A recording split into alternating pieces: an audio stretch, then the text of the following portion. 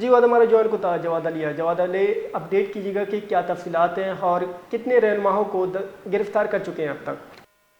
جی بالکل، یہ Karachi press club پر مہرنگ بلوچ کی گرفتاری کے خلاف بلوچ یکجہتی کمیٹی کی جانب سے آج احتجاج کا اعلان کیا گیا تھا.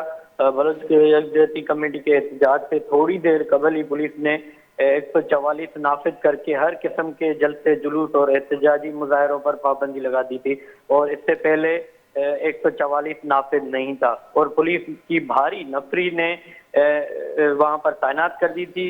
اور اس کے بعد جو ہے کراچی پریس کلب کو مکمل طور پر سیل کر دیا گیا تھا. کنٹینر کھڑے کر دیے گئے تھے اور کراچی پریس کلب کی جانے والی تمام جو شاہراہیں ہیں ان کو بند کر دیا گیا تھا. جیسے ہی مظاہرین گورنر ہاؤس کی طرف سے کراچی پریس کلب آنے لگے تو اس نے مظاہرین کو فوارہ چوک کے وہاں پر روک دیا اور مظاہرین کو گرفتار کرنے کی کوشش کی. جس کے بعد آپ کو بتاتا چلوں کہ احتجاج کے دوران پولیس نے بلوچ یکجہتی کمیٹی کے جو رہنما ہیں سمیع الدین بلوچ، لالا وہاب بلوچ ہیں، اس کے علاوہ ان کے سمیت جو بلوچ یکجہتی کمیٹی اور اس کے علاوہ سول سوسائٹی کے متعدد جو کارکنان ہیں، سوشل ایکٹیوسٹ ہیں، ان کو بھی گرفتار کر لیا گیا ہے. ان کی بھی ویڈیو سامنے آئی ہیں.